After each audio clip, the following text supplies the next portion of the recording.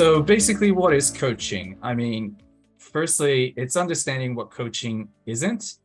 And I think, for us, it's important in our everyday lives at work. We put on a lot of different hats, knowing that a lot of times we're leading, mentoring, we're managing, we're training. And the distinction here is that coaching falls under its own sort of category. So once we do understand the distinction there, then we can sort of narrow down the definition of what coaching is. And we like to define it as organizational coaching being a structured conversation with measurable outcomes. So that's collaborative and in service of both the individual or the group or the team and the sponsoring organization.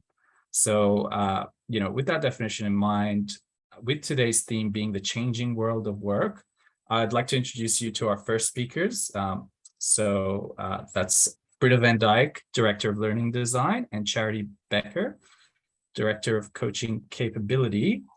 Britta and Charity's role focuses on the L of IECL. So this session is great for you individuals who are leaders or are in a position to develop those leaders.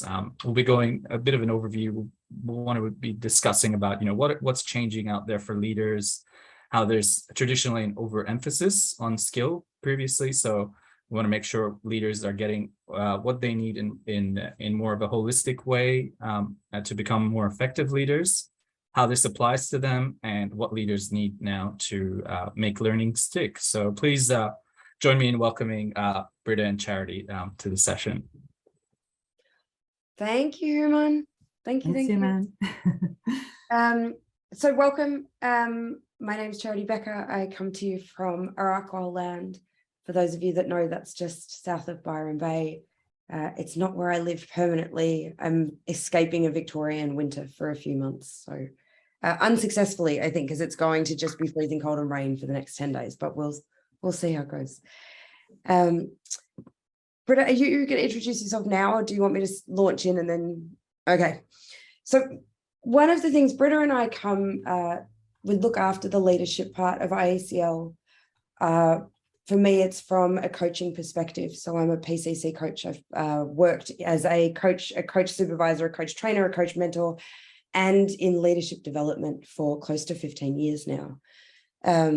One of the things that we're very serious about in IECL when we do our coach training, when we're working with coaches, is to make sure that we're focusing on the organizational context or system. So it's one of the differentiators with us, that we're looking at not just what is the coaching conversation or what does a coach say or not say, but what's going on in the whole context.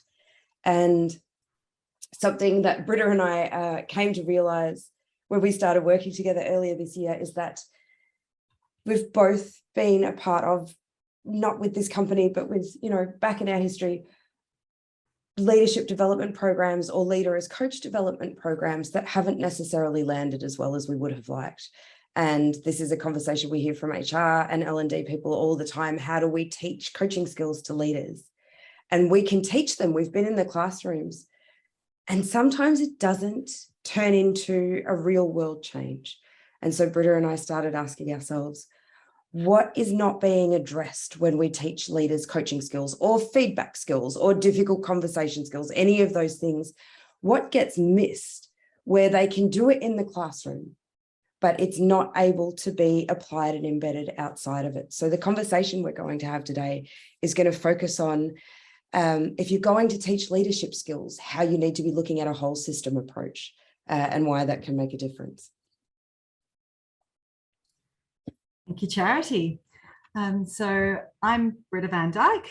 For my sins, I'm an organisational psychologist, and I come to you today from Meanjin country, which is Brisbane, from the Turrbal people. And based on what Charity has just been saying, we're going to structure this topic for the next 35 to 40 minutes in a couple of ways. We're going to start with where we are now in the current context, and with that in mind, have a look at the groundwork for coaching capability in organizations, which takes into account in large part this understanding of working with the whole system that Human mentioned at the beginning. And then end with some takeaways for the session and Q&A, as all the sessions will run with that, to propel you forward back into the organizational challenges and opportunities that you have. And I would hope for everyone No matter what kind of role you're in, whether you're a coach or whether you're an L&D professional, or whether you're a leader or whether you're all three, you might be, that you'll walk away thinking about developing coaching capability in your organization or in your context, and how best to implement it so it has a better chance of having the impact you want for both the organization and individual leaders. And so Charity and I will run this together, providing some different perspectives and examples, and hopefully model some of the things that, that we teach outside. We'll see how that goes. So let's start with the state of play. So if we're going to explore what leaders need in the current context to enable their people to be flexible, agile, deal with increasing complexity, and perform, what is this current context we find ourselves in? So there are three aspects to this that we see. The first is about the micro and macro factors affecting people at work. And the second is that organizations think they're ready for coaching when actually there's something else they need first. And thirdly, as Charity mentioned, that skills in the past have been heralded as this focus point for development. And I'm as guilty as anyone of this, it was the thing, but it's insufficient, and we'll talk much more about that. So first of all, micro and macro factors affecting people at work. And this will feel very familiar. So first of all, from a micro perspective, some of us will be very close to this, working from home with sick kids or going to work sick.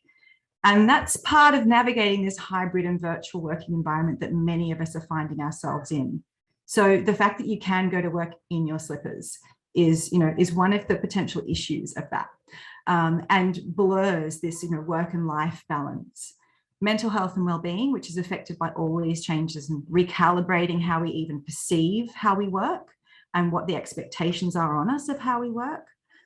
And then from the macro perspective, we've got, first of all, generational expectations, which often doesn't get talked about. That you've got the generations coming through the workforce now who are intelligent, well-educated, very, very keen and very ambitious. Attracting and retaining that talent, they ask for a lot more feedback, connection, empathy, collaboration, etc., than perhaps some generations in the past have. And these are the people that people are leading. Then you've got things like the Great Resignation, or this latest thing around quiet quitters, people who don't actually leave their organization, but silently check out emotionally and psychologically. The cost of living, COVID, climate change, all of these really big socio-political issues which are happening all at the same time and all affecting how people show up to work. So amongst this backdrop, organizations expect their leaders to ensure their teams perform whilst navigating these issues personally at the same time. So they want to develop them as coaches, as this is apparently the answer. And of course, it's part of the answer. And so coaching can be a very effective way to engage people and help them navigate complex challenges, and really develop themselves and be engaged. But that brings me to the second issue that we find, which is that organizations think they're ready for coaching, when actually, when we dig beneath the surface, the issues are about psychological safety, being heard, having clarity and expectations, feedback, stronger collaboration between manager and direct report, devolved decision-making. The foundations of strong working relationships, of which coaching is a part, and in fact can only work if these foundations are in place. And then thirdly, the crux of what we're talking about today, in most ways that training and learning have happened in the past, skills have been this focus point for development. It's the skill you need to learn. It's the skill you need to practice, the skill that gets judged, which is insufficient on its own. And I'm not going to steal Charity's thunder. She's going to expand on this with the systemic view that we've been utilizing since we've learned how much more than skills we need to include in the way that people learn and develop those skills that the organizations want to see happening. So we'll come back to that in a sec. But to give you a bit of a flavor, let's have a brief check-in on mindset. So tune in to your current mindset about the challenges you're facing in your leadership or your work.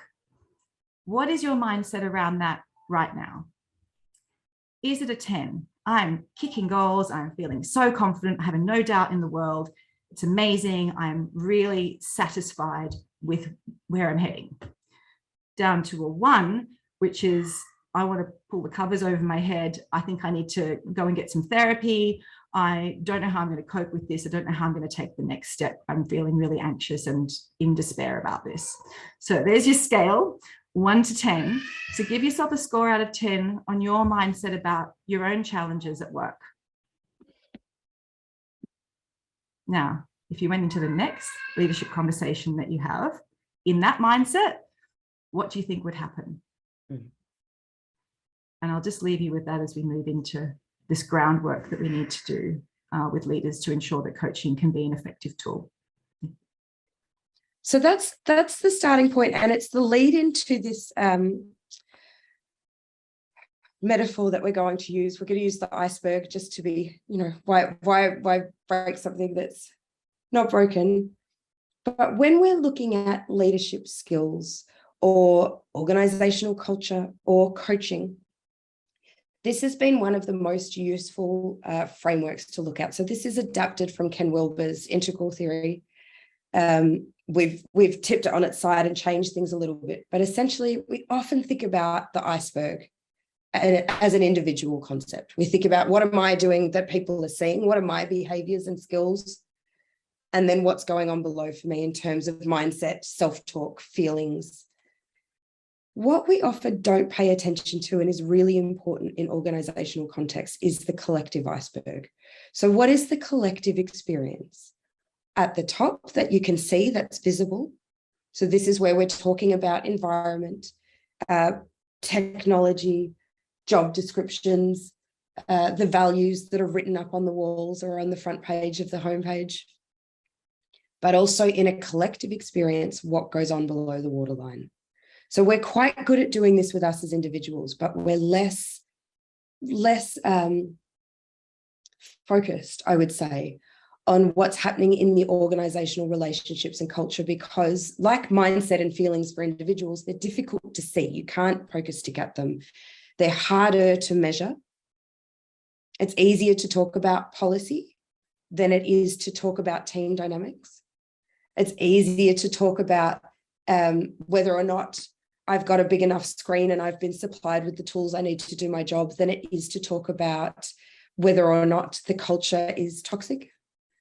And so one of the lessons that I've learned, some through winning, some through learning over the years around skills for leaders, developing leaders, is that if you're only looking at the skills, which is on that top left quadrant, that's not enough. And organizations have cottoned onto that. So they've started looking at what's on the bottom left quadrant for leaders, what's going on in their mindset, in their emotions, how are they managing their emotional intelligence, their social intelligence, the way they show up. However, all of those things are also impacted by what's going on in the collective part of the system. So, for example, when we have taught coaching skills for leaders and they have been successful, it's worked. The leaders have come back for workshop 2 and said, oh my goodness, I tried this and it was really successful and people were so grateful and they're finally being empowered and I don't have to micromanage anymore. It's partly their behavior. It's partly their mindset.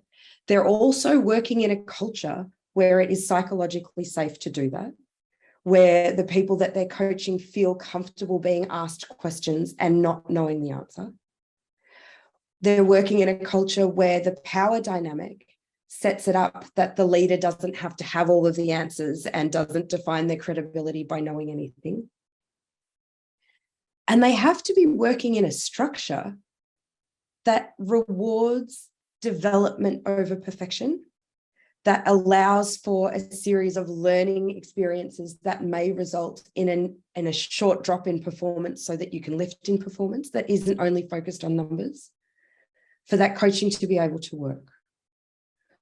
Where sometimes it hasn't worked, and the most recent example of this that I'm seeing across a lot of organizations that I'm working in is there's a big conversation happening around well-being for people at work at the moment. There's, leaders are being asked to check in, to go with relationship first, to ask how people are, to be more aware of mental health than they ever have been before. There's a big push for this. So you can give leaders a sheet that explains, here are the questions you need to ask, here's how to check in. You can teach them how to have those conversations. If their mindset isn't open to the fact that maybe these mental health concerns aren't as real as they would like to think, or if their mindset is so impatient that they just need to get things done and it gets run over, the skills around wellbeing aren't going to land. And if the culture of the organization is that, yes, we'll create a wellbeing policy, but the culture is you still need to get everything done. This is a grind culture. You have to go above and beyond all of the time. There's no way of escaping it. Then any talk about well-being gets sucked into the vortex of delivering and performance. And there has to be cultural and structural shifts for the conversations around well-being to land. They can't just sit in leaders asking questions about how are you? One of the examples of this is Are You Okay Day, which is something we have in Australia, where we're encouraged to ask the question. But if you don't have this whole system around it, there's nowhere for the question to go. People won't feel safe to answer. There's no capability of doing anything with it if you don't get the answer you're looking for. And so the reason that I want to share this model with you is that if there's nothing else that you take away from this session with me this morning, all of you are working in some part of organizational change, whether you're leaders or HR and L&D or you're coaches. You're working with leaders in organizations. And I would love for you to take this model away and be thinking about, where do you need to spend more time focusing? Which of these quadrants may be underdeveloped? Because they need to all support each other. If you have one or two that are incongruent, nothing lands. You end up with a shaky foundation. So the question I want to ask here, Jenny, it's based on Ken Wilber's integral theory. And that's, if you love theories, Ken Wilber is amazing. I can't actually get through his books. I've tried multiple times, but some people love him.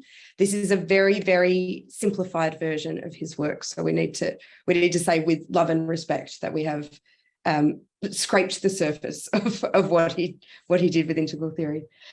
But I want to ask you a question for all of you, whatever role you're in now. What is one thing that is getting in the way of you being the leader you want to be? Just one thing that inhibits you. And see, as you're thinking about it, which quadrant it might be in. It might be that it's infrastructure and systems. For some of us, we're running this on Zoom. If you're in Australia, we have an interesting relationship with the NBN and the internet in Australia, where when it works beautifully. When it doesn't, it's extraordinarily frustrating. And so that might be the thing that's getting in the way, is a dodgy connection. It might be that your mindset is getting in the way. It might be that the culture in the organization that you're in says one thing: we support our leaders, we want everybody to bring their whole selves to work. But actually what's rewarded and what goes on in the power dynamics is the opposite of that. And that feels unhelpful to you. It might be skills and behaviors. But my guess is, and where we work with leaders, the skills and behaviors really are just the tip of the iceberg. They're necessary, they're absolutely necessary, but they don't do enough on their own. So it's just a question for your reflection around what's getting in the way for you, and where would you put it if you were to map it into one of these quadrants. I'm going to take a breath here and just ask for any of my other subject matter experts to come in for any examples they've had of this, anything where you've seen this be apparent. So Renee, Tony, Yael, Mandy, what would you add to what I'm saying? Yeah, if I might perhaps even share a brief example of something that I'm working on at the moment, Charity. And there's an organisation that's really trying to push some real transformational change in their organisation around their culture through their values. And so they've started with values as the starting point. And it's an organisational culture that has this very strong sort of rules-based culture. Everything has, it's a very strong bureaucracy, for want of a better term. And so as they're trying to sort of shift the culture towards one that is more agile, one that is delegating authorities and decision making, trying to take a little bit more risk here and there, there's a realization that the culture is so strong, actually getting in the way of some of this transformation. And that's a long-term journey, of course, but it's also recognizing that that's not the only thing. It's what's the behaviors of the leaders in terms of changing that? So how do you actually start to change the mindset as well as the skills of that leadership? So really starting to look at all 4 quadrants here in order to make that shift. Because if you're only looking at one bit, and a lot of what the staff are seeing at the moment is, oh, we've got this whole values exercise that we're going through, but really needing to recognize that it really needed to work in the whole system. Thank you.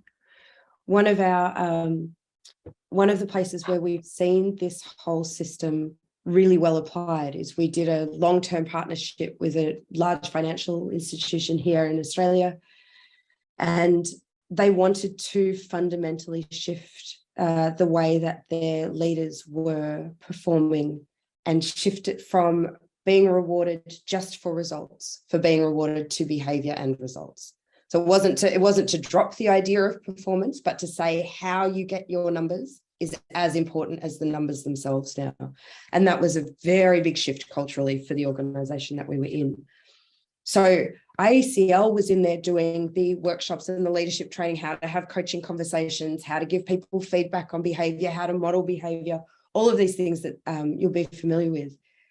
But what was going on in the background, I've never seen anything like it. So one, the senior exec all the way down had to do the same program. There was no varying for everybody, big organisation. 2, they changed the performance management system entirely to reflect that you had to get feedback on how you were getting your results. You had to get feedback on whether or not you were living the values and, in fact, what living those values looked like. You had to start the review conversations that were happening every 3 months with behaviour and not with results. They worked so hard to shift the structure and the policies and the processes to support the skills, which then began to shift the culture and the mindset. And I've never seen it done so successfully. They had the Royal Commission encouraging them on. So they had some impetus to change. But it's the most successful culture change I've ever seen. And it wasn't just focusing on culture. They did everything they needed to do in all of these quadrants to be able to support these people to make their shift. And for some of them who had been there 30, 40 years, it was an enormous shift in mindset and skills and behaviours that were being asked of people. And had the internal part of the organisation not done their work around structure and relationships and culture, it wouldn't have worked because there was a huge amount of resistance in the system to what they were changing. People weren't going to get their bonuses if their behaviour wasn't being scored high enough. So it's one of the places where we've seen this done really, really well. And we have had different experiences with varying levels of frustration where it hasn't been done as well, as I'm sure many of you have, whether you're internal or external, where you can see what needs to happen, but it doesn't. We're hoping that this model gives you something you can take to your stakeholders and say, all of these things need to be present and working towards the same goal for it to be successful. You can't just focus on 1 or 2 of the quadrants.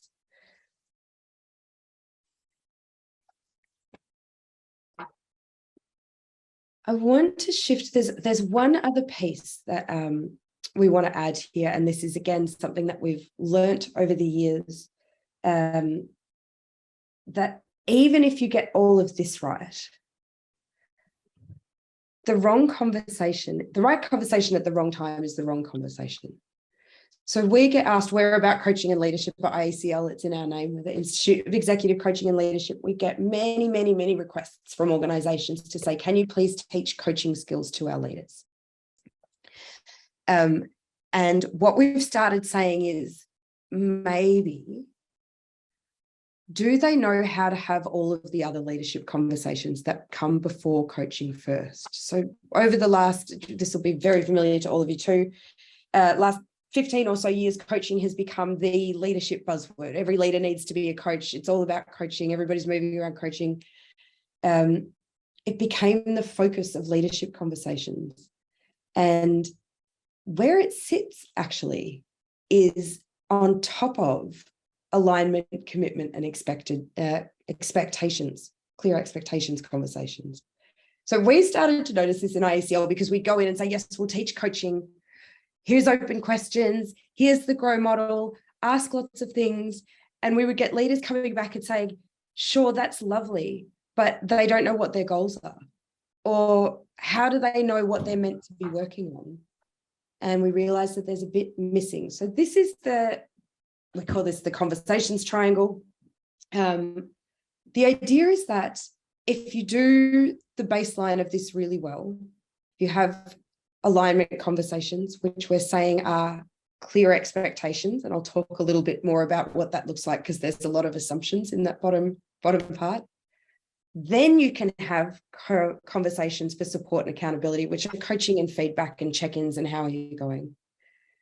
And that limits the amount that you have. We've called breakthrough conversations that because we don't want to scare people off, but those are difficult conversations, conflict conversations, when you've got some heat in the conversation. If you're doing the bottom two well, it should be that 90% of your conversations happen in alignment and support and accountability, and only 10% ever get to the top.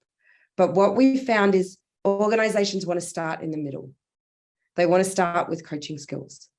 And when we ask the question, do your people understand what is expected of them? We resoundingly get the answer yes. When we ask the second question off the back of that, which is, how do you know? We get silence.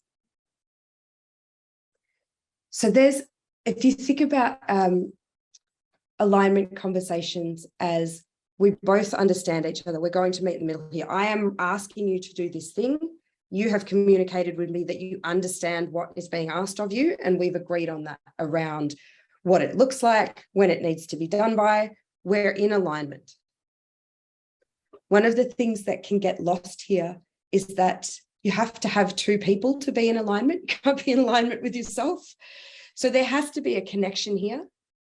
And often what happens at the speed that we go at, or the fact that we all think we're being very clear all the time. And yet if we think about every disagreement we've ever had, some part of it will be about our communication. So the alignment conversation often gets done very fast, if at all. And it sounds something like, when it's done badly, it sounds something like, okay, so I need you to do this. Does that make sense? Is that okay? Are we all good? Yep. And everyone goes away. And then have you left meetings saying, yes. And then you have to have 17 conversations with the people around you going, what are they talking about? Or how did you know? Did you understand? I didn't understand. So an alignment conversation done well is done with intention. It's done slowly. And it's here's what I would like you to do. Do you understand that? Yes, I understand it. Okay, tell me what it is. Okay, what I think already with this. Oh, how amazing. I thought Oh, someone's come off mute. Is there a question there? Am I? No, it was just an accidental unmute. Okay. If you have alignment, then you've got something to coach and give feedback on. Then you've got a strong foundation for support and accountability or development conversations or, really growing people. If you don't have alignment and you start to coach, which we've seen many, many, many times, it sounds something like, so what's your goal? My goal is to get better at X. And then you've got the leader going, well, no, you're supposed to be working on Y. But now I've asked you the thing and you've said X. So now I've got to follow X because you've said that. And the whole thing just gets very unbalanced. The same with giving feedback. I was working with a group a couple of weeks ago, teaching them coaching skills as a way of embedding a new capability framework. So they were learning coaching and feedback to support the embedding of a new capability framework. And was the third workshop. One of the leaders comes back in and says, I'm just so frustrated with this team member. I have given them the same feedback over and over again. They should know what they need to do. They should understand. It's very obvious. Those words are ones to look out for alignment, by the way. Should and obvious means that you understand. It's not necessarily obvious to anybody else. And so I've had to give them feedback on what they're not doing. And one of their peers said to them, have you told them what you want them to do? Do they know what you're asking of them? And the pause was beautiful. And this person realized they were giving feedback, but there hadn't been a foundation. There hadn't been an expectation set. There was no expectation and commitment to following in on the expectation. So then there's feedback which doesn't land, which then leads to the breakthrough conversation, which is a bunch of conflict with two people who are really out of alignment now. And now you've got emotion and you've got assumptions and you've got misunderstandings, and you've usually got this going on, building up over time. And you have to have a breakthrough conversation to clear it, where for the most part, if you start with alignment, which in IECL we're calling the missing conversation, it's so obvious that it gets overlooked, and yet it creates a strong foundation to be able to coach and give feedback. And you ideally then don't have to end up in the top tricky part of the triangle. I have alignment conversations with my colleagues all the time. So even setting up this presentation, which I did with a peer of mine who's a learning designer, she and I come from different perspectives when we're looking at creating something like this. And a large part of our design and conversations now happen. We use Slack in IECL, so it's over Slack. A lot of you will be Teams messages or some sort of instant messaging. And if it's anything for you like it is for us in IECL, there's 7 million of those messages going 100 times a day. They're always interruptions. You respond to them really fast and you finish it. You think, yep, okay, that's understood. The amount of times that Britta and I have to actually call each other and spend 15 minutes on the phone, coming mostly realizing that we're saying the same thing in a different way while we're typing on Slack. But we have to have an alignment conversation. What do you mean by that? Oh, what I mean is that because of this, I think it should be like this. Was that not expressed well in my Slack message? And she will say, oh, that's what you mean. Oh, well, that's exactly what I mean, but I'm coming at it from this perspective. And then we have a foundation. If we didn't do that, and it tends to need to happen in real time, we're finding it needs to be a synchronous conversation. If we didn't do that, it would be easy for us to end up in conflict, frustrated that the other person isn't getting what we're saying. But we can tell when it's just getting out of alignment, and we have a phone call and bring it all back together. So again, I've been talking a lot. I want to bring the other voices of wisdom into the room from IECL. Where have you seen this either work really well or not work really well? Where have you seen this applied in the work that you do in organizations? Subject matter experts? Charity, I was going to add, it sounds so simple, but particularly for people who've worked together for a long time, I notice a lot that there are plenty of assumptions that people make. You have a good level of trust or a great level of trust, really like one another, enjoying working together, and may have done for 10, 15, 20 years even. But when we start sharing this conversations triangle and we talk about what gets explored in the alignment conversations, often people come to the realization that, oh, hang on, I actually haven't had one of those for a very long time. and there's great benefit, whether we've been working together for 6 minutes or 6 years, there's great benefit in just going back and cycling back to these alignment conversations around a whole range of things, and not just around what's the work we're going to do together, but how will we do that together? What are we agreeing? Is the alignment around, the tasks and the priorities and what we're responsible for? And is the alignment also there around how we're going to work together on this, either, one-to-one or as a team? So it can be, the conversation can take place in those different contexts. But it's, I think the one that pops out for me all the time is the length of the relationship and how many assumptions can creep in when you've worked together for a long time. Mm-hmm. Going slower to go faster, Jenny, is one of our favourite. We're a bit obsessed. We're not good at it, but we aspire to it in IECL. Absolutely. Charity, the other thing that this has got me thinking about, and maybe we can explore this in the next session with Louise Hope, is the connection to working from home and how much more possibility there is for misalignment when you're not able to just turn around and go, are you doing that or am I? You know, or can I run this by you? You know, all those quick incidental conversations that don't happen when we're all remote. And I think Louise quoted in a session a few months ago something around the biggest success factor for working from home is really clear expectations. And to my mind, that's alignment. Yeah. Maybe that's something we can ask her about in the next session. Yeah.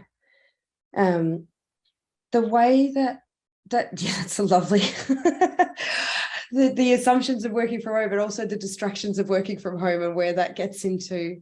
I mean, I think this would possibly help almost every relationship, work or not work, this one, you know. I think that they should use it in marriage counseling too, but we're not experts in that.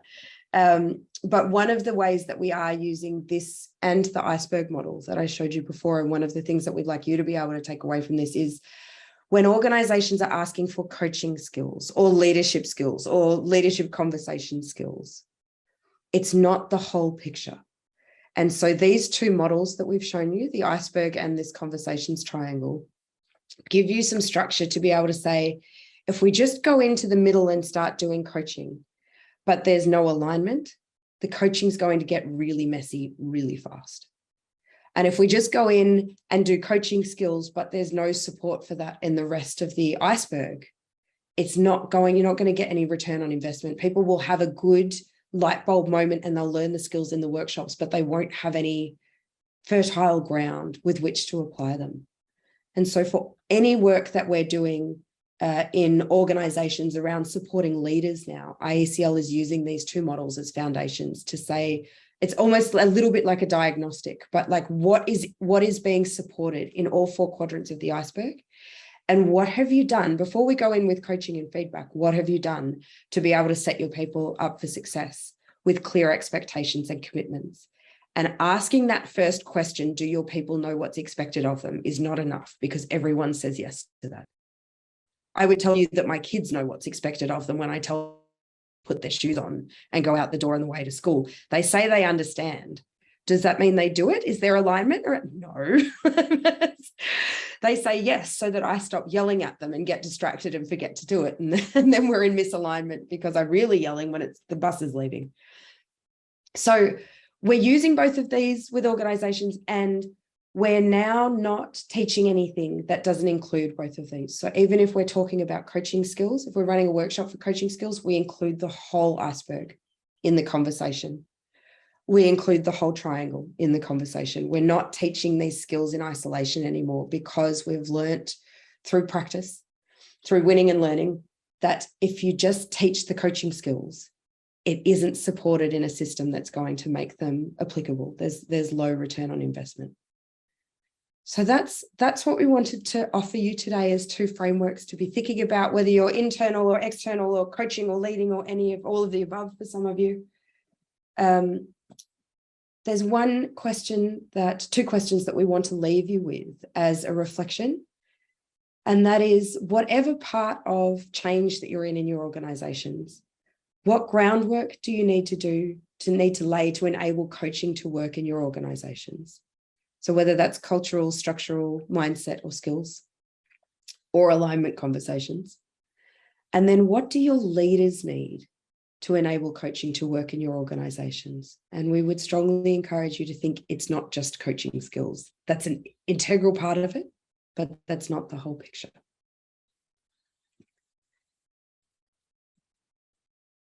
Thank you. I think we've got some time for questions, again, which I'd ask all of my colleagues to jump in and answer. There's a lot of my voice in this session this morning, but that's it for my presentation.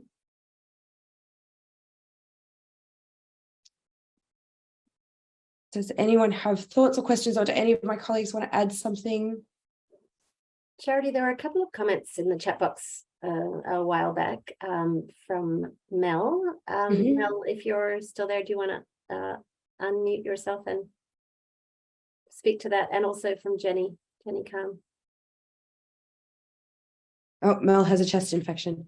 Have you got the questions there, Yes, Mandy? I do. Well, it was more of a comment from Mel. She's just saying, I love the way you framed this, very practical.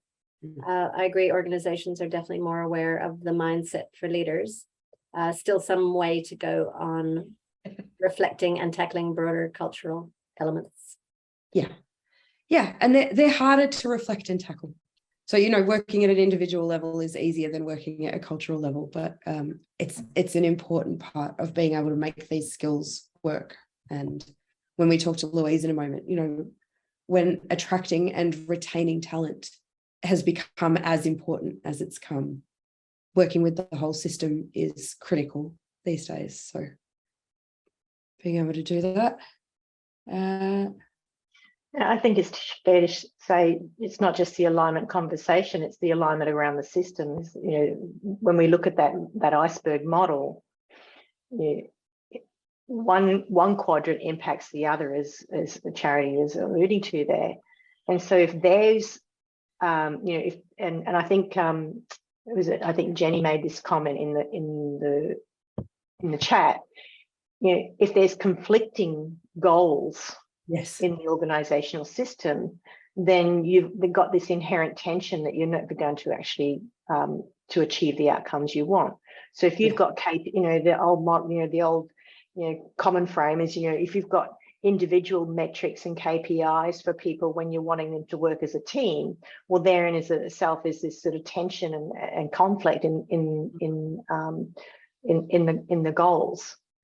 So how do you also get alignment around the organizational system to support the change that you want to create? Yeah. And I think that's true in the well-being and performance when it's not done well, is that the two pull at each other, where we want them to work harmoniously, and how can we start setting up systems where performance and well-being actually are a win-win. They become a self-fulfilling prophecy rather than something that pulls at each other.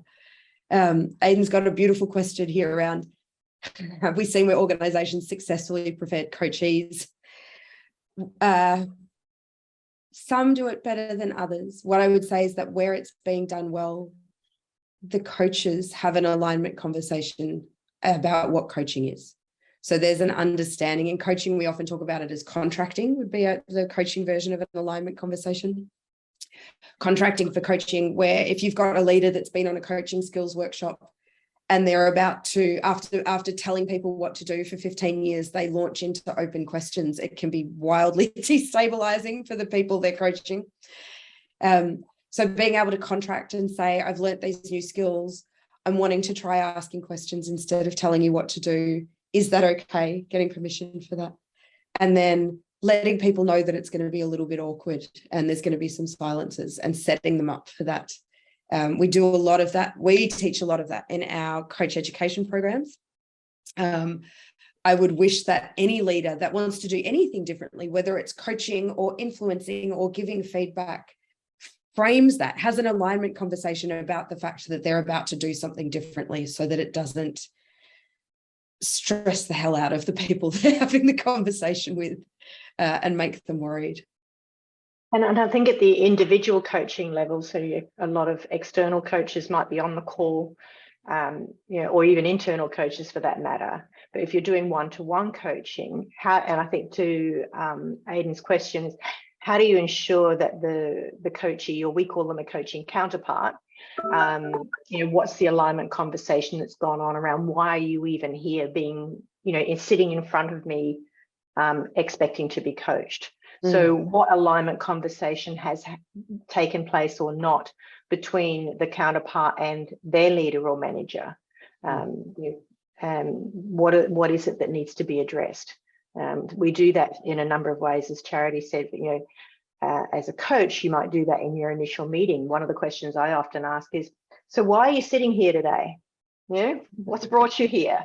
The other way we do it is to have things like what we call a three-way alignment meeting. So we would have a meeting between the coach, the counterpart, and their manager, and to make sure that we've got some alignment around the goals for the coaching.